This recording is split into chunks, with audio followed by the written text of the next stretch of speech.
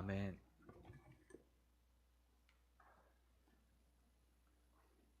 기도하겠습니다. 하나님 감사합니다. 오늘도 저희가 한 자리에 이렇게 모였습니다. 매주 이렇게 한 자리에 모여서 예배드릴 수 있는 이렇게 너무나 귀한 은혜를 주심에 감사합니다. 하나님, 오늘 이 자리에 여러 가지 모양과 마음으로 이 자리에 모였습니다. 하나님, 혹시라도 우리 마음 가운데 근심과 걱정과 또는 상처된 마음과 슬픔으로 이 자리에 왔습니까? 성령님, 우리 마음 가운데 찾아와 주셔서 그것이 기쁨과 은혜와 감사로 바꿔 주시옵소서. 이 시간 성령님께서 우리 한 사람 한 사람 가운데 함께하여 주시고, 이 예배가 하나님께서 흠양하시는 예배가 되시며 성령님께서 주장하시는 예배 되게 하옵소서. 감사하며 예수님의 이름으로 기도합니다. 아멘. 여러분, 한 주간 평안하셨습니까? 네, 감사합니다. 오늘 찬양을 인도해 주시는 우리 양 집사님 부, 또 우리 반주자님, 또 우리 박 집사님 드럼 쳐주신 분 너무너무 감사를 드립니다. 제가 교회를 섬기면 섬길수록 놀라운 건 각양각처소에 재능 있는 분들이 너무 많다라는 거예요. 그래서 너무 감사하고, 제가 이제 미국에서 오래 목회를 하다 보니까 한국 사람들만큼 그 재능이 많은 사람들이 흔치가 않아요. 정말로. 또 노래를 한국 사람들만큼 잘하는 민족도 흔치가 않아요. 제가 여러 군데서 이렇게 외국 사람들도 많이 만나보고 예배도 드려봤는데, 하나님께서 우리 한국 분들에게 특별한 재능을 주신 것 같아요. 그래서 너무 감사합니다. 자, 오늘은 우리 요한복음에서 예수님께서 첫 제자들을 어떻게 부르셨는지 오늘 그것에 대해서 한번 여러분과 나눠보려고 해요. 여러분, 혹시 여러분 중에 예수님의 첫 제자가 누구인지 아시는 분 한번 손만 한번 들어보세요. 대답은 안 하셔도 됩니다. 예수님의 첫 제자가 누구인지 아시는 분? 네, 감사합니다. 여러분 다 아시는데 겸손하셔서 그럴 거라고 믿습니다. 그리고 또 너무 또 다 기억하면 목사가 설교할 게 없어요. 그러니까 좀 설교 듣고 까먹기도 하시고 그래야 또 목사가 또 그거 쓸 수 있죠. 자, 오늘은 예수님께서 제자들을 어떻게 부르시는지를 통해서 여러분과 저의 삶 속에서 예수님께서 우리를 어떻게 부르시고 있는지를 한번 여러분과 나눠보려고 해요. 자, 여러분, 우리 교회에서 discipleship 또는 제자화라는 그런 얘기를 많이 써요. 사실은 이 제자라는 것은 아주 놀라운 그런 힘이 있어요. 이 능력이 있어요. 우리가 역사적으로 봤을 때 여러분 한번 생각을 해보세요. 우리가 잘 알다시피 히틀러라는 사람의 제자들을 한번 생각해 보세요. 히틀러를 따랐던 사람들, 그들이 무슨 일을 했습니까? 어마무시하죠. 제가 히틀러의 그 스피치를 한번 들어봤는데 정말 말을 잘하는 사람이었어요. 이 사람이 얼마나 말을 잘했는지 심지어는 루터 교단의 목사들까지도 이 사람을 추종하게 될 그 정도였었어요. 그러니까 많은 사람들이 이 사람이 말을 잘하니까 국민들이 따르고 결국에는 엄청난 그런 범죄를 저지르고 말잖아요. 여러분, 스탈린과 레닌의 제자들에 대해서 생각해 보신 적이 있습니까? 스탈린과 레닌의 제자들, 이들이 무슨 일을 했는지, 스탈린을 따랐던 사람들, 레닌을 따랐던 사람들의 역사적으로 무슨 일을 했든지. 여러분 혹시 아세요? 중국의 마오라는 사람이 나에게 내 제자 20명만 주면 내가 전 세계를 변화시키겠다라고 그렇게 아주 호언장담을 했어요. 오늘날 이 마오를 따랐던 이 마오의 제자들이 중국에서 전 세계를 향해서 무슨 일을 하는지 여러분 보십니까? 제자화가 이렇게 무서운 거예요. 제자화가. 우리 예수님으로 돌아가 봅시다. 예수님이 몇 명의 제자가 있었죠? 12명의 제자가 있었어요. 그런데 12명이 숫자적으로 보면 너무 적은데 이 12명이 세계를 변화시키잖아요. 제자가 이만큼 무서운 거예요. 이 능력이 있고. 제자가 된다는 것은 단순히 무엇을 배운다라는 의미예요. 그래서 그냥 간단해요. 내가 무엇을 배운다라는 의미가 제자입니다. 어떤 사람의 삶을 보고 그가 살아가는 법을 배우는 것이 될 수도 있고, 또 어떤 사람이 많은 학식이 있어서 저분의 학식을 좀 배우고 싶다도 될 수가 있고, 또 어떤 사람이 아주 놀라운 그런 예를 들어서 우리 양시사님이 기타도 너무 잘 치고 노래 찬양도 너무 잘하시는데 그런 기술이 있어요. 그러면 내가 저분한테 가서 좀 배워야 되겠다. 그런 것도 이렇게 될 수가 있습니다. 우리 제자화에 있어서 가장 긍정적이고 능력이 있는 본보기는 바로 예수님이세요. 예수님은 이 제자와의 능력을 너무나 잘 알고 있었던 분이셨어요. 그래서 예수님이 이 땅에 오셔서 가장 먼저 한 일이 뭐세요? 제자를 만드는 일이었어요. 그게 놀라운 힘이 그 안에 있기 때문에.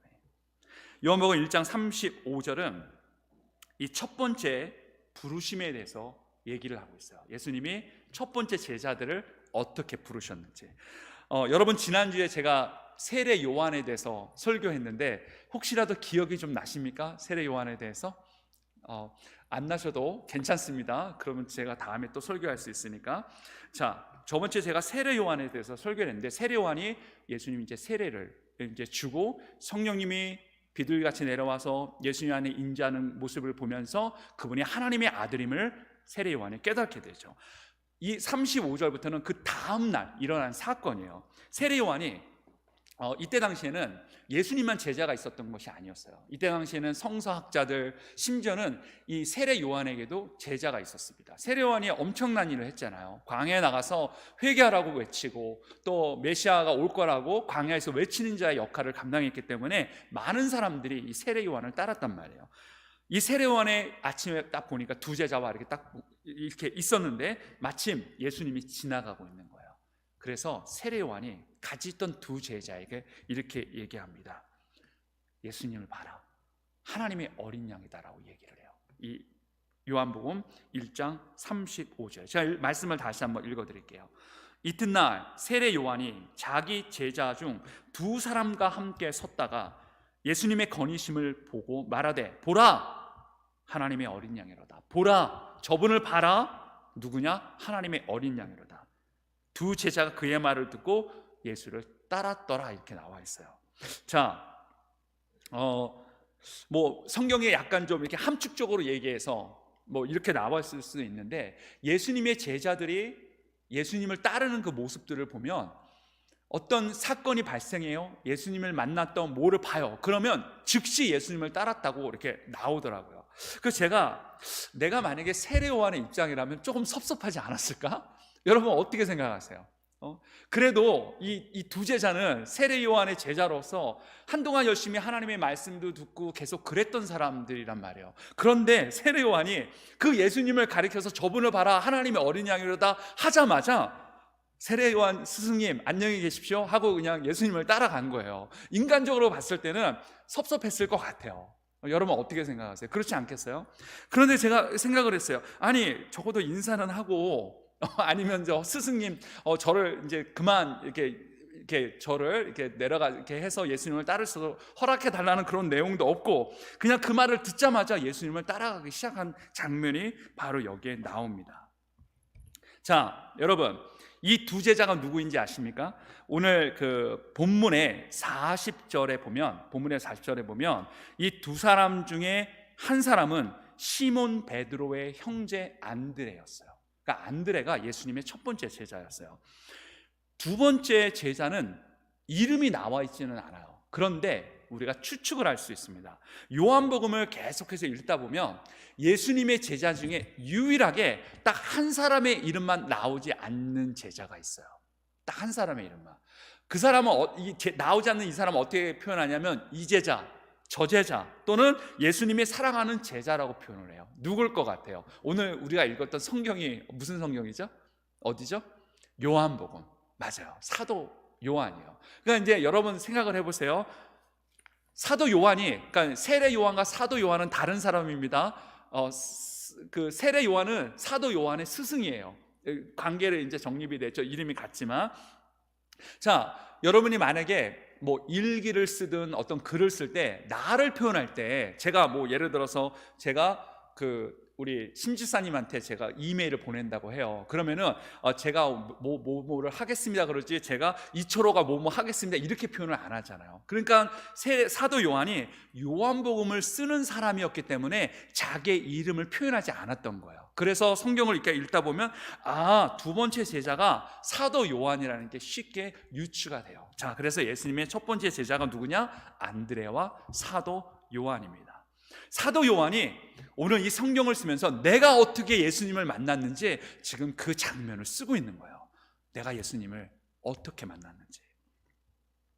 안드레와 요한이 예수님을 만나기 전에 제가 이 세례 요한이 말씀했었던 이 부분이 너무나 귀하다는 생각이 들더라고요. 자, 여러분 한번 생각을 해보세요. 제가 이 세례 요한이 안드레와 요한에게 했던 그 말 또는 메시지, 그 설교가 길었습니까? 짧았습니까? 어때요, 여러분? 어떻게 생각하십니까? 정말 짧았어요. 긴 것도 아니었어요. 무슨 말이었냐면 제자들한테 예수님을 보십시오, 하나님의 어린 양입니다, 딱 그 두 마디였어요. 제가 이 세례 요한의 이 말을 들으면서 제가 어떤 깨달음을 얻었냐면, 아, 그렇구나. 이 세례 요한의 말씀이 우리가 설교가 길든 짧든 또 우리가 어떤 성경 공부를 듣든 우리가 이 설교가, 이 메시지가, 이 하나님의 말씀이, 이 성경 공부가 정말 귀하고 하나님께서 원하시는 것을 알 수 있는 것이 무엇이냐, 이 말씀을 통해서, 이 성경공부를 통해서 나로 하여금 예수님을 바라보게 만들면 그거는 성공적인 성경 공부고 성경적인 말씀이라는 거예요. 세상에는 하나님의 말씀을 정말 재밌게 전하는 사람들이 너무나 많아요. 설교를 재밌게 설교 듣는 사람들은 들었다 놨다 하고 막 웃기는 하시는 분들이 너무나 많아요. 그런데 막상 듣고 나면 남는 게 하나도 없어요. 농담 듣다가 끝난 그런 느낌이 들 때가 많이 있단 말이에요. 그래서 여러분이 그걸 알아야 돼요. 혹시라도 여러분이 어디 가서 설교를 한다, 또는 내가 어디 가서 어떤 말씀을 듣는다고 할 때 그 말씀이 목사님이나 설교자들이 농담을 하고 여러분을 웃기는 설교가 여러분을 잘하는 설교가 아니라 나로 하여금 이 설교를 듣고 내가 예수님을 바라보게 했느냐 안 했느냐, 그게 기준이 돼야 돼요. 이 말씀을 듣고 그래서 아무리 긴 설교를 듣고 아무리 짧은 설교를 했다 할지라도 저 설교가 나로 하여금 세상을 보지 않고 예수님을 보게 했느냐, 그게 기준이 되면 그거는 성공적인 설교, 그거는 성공적인 하나님의 말씀, 성경 공부입니다. 요한복음 1장 38절로 39절에 이 두 제자가 세례 요한의 말을 듣고 예수님한테 다가가요. 그리고 예수님 주변에 아마 제자들이 많으니까 거기서 빙빙빙 돌았겠죠. 어떻게 좀 말 좀 걸어보려고. 자, 제가 읽어드리겠습니다. 요한복음 1장 38절 39절입니다. 예수께서 돌이켜, 그러니까 그들을 본 거예요. 새로운 사람이 와서 자꾸만 빙빙빙 도니까 그가 따르는 것을 보시고 물었어요. 무엇을 구하느냐? 이르되 라삐여 어디 계시오니까 하니. 이건 어디냐면, 어디 계시니까 이게 무슨 말이냐면 어디 사십니까 이런 얘기예요. 예수님 어디 사십니까? 라삐는 번역하면 선생이라. 예수께서 이르시되 와서 보라. 그러므로 그들이 가서 계신 데를 보고 그날 함께 거하니. 아주 중요한 그런 두 사람이 예수님의 제자가 되는 장면이 여기에 나옵니다. 자, 제가 이 말씀을 보면서 예수님께서 왜 이들에게 이런 질문을 했을까?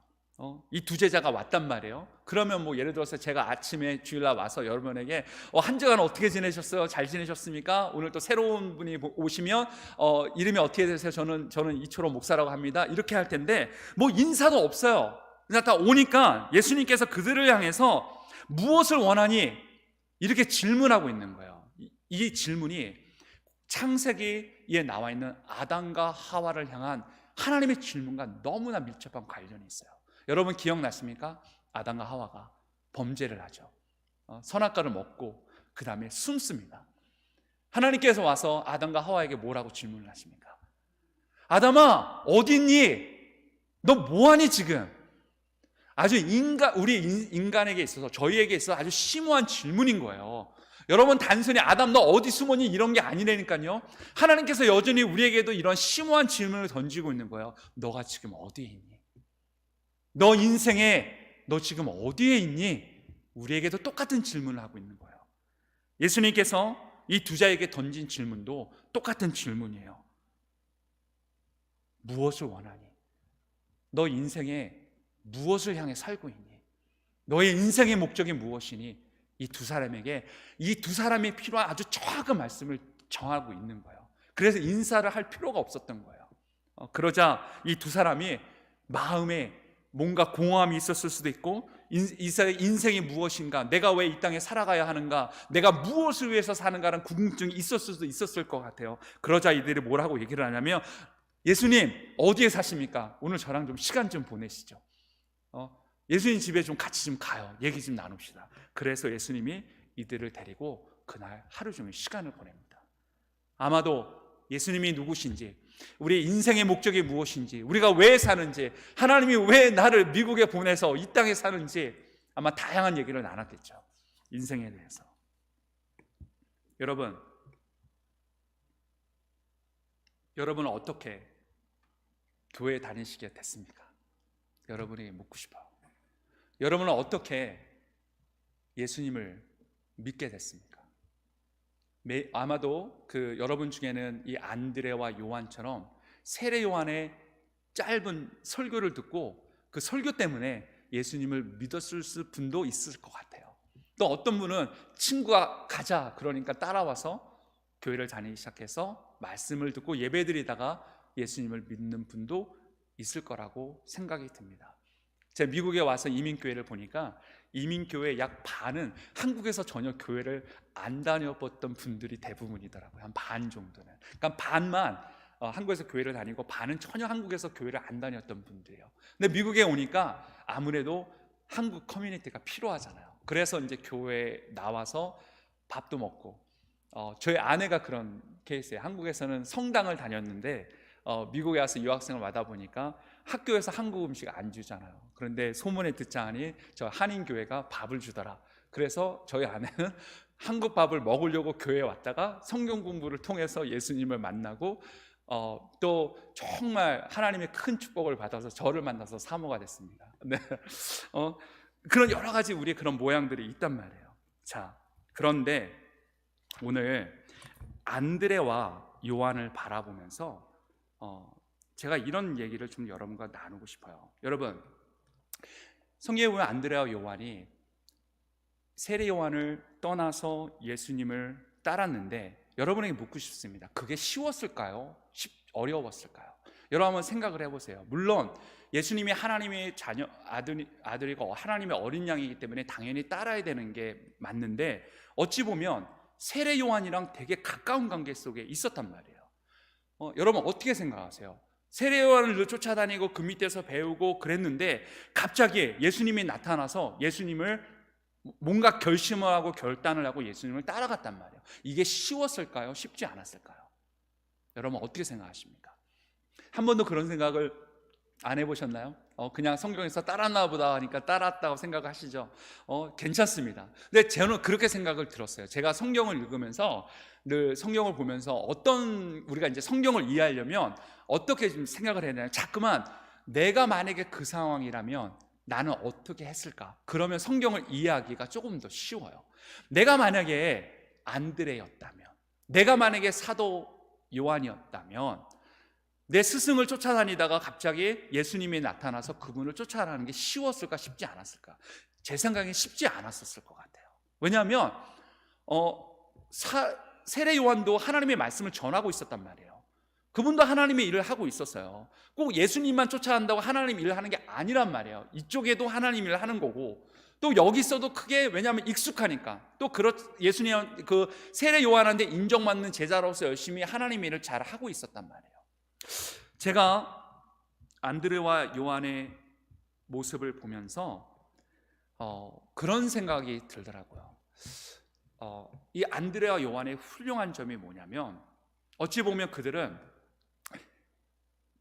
본인들이 과거부터 해왔던 익숙하고 어찌 보면 너무나 편안하고 어찌 보면 그들에게 있어서 전통이 되는 것들을 벗어나서 예수님을 쫓아갔다라는 거예요. 제가 목회를 하면서 이게 어찌 보면은 목사로서 이런 설교를 하는 게 쉽지는 않아요. 그런데 제가 어쨌든 가는 교회마다 꼭 이 설교를 합니다. 저도 마찬가지예요. 저도 이 부분 때문에 늘 고심하는 부분인데 우리 교회의 그런 사역이 우리가 이제까지 해왔던 일들이 하나의 전통이 돼서 우리가 예수님을 쫓아가는 것을 막는 경우가 있어요.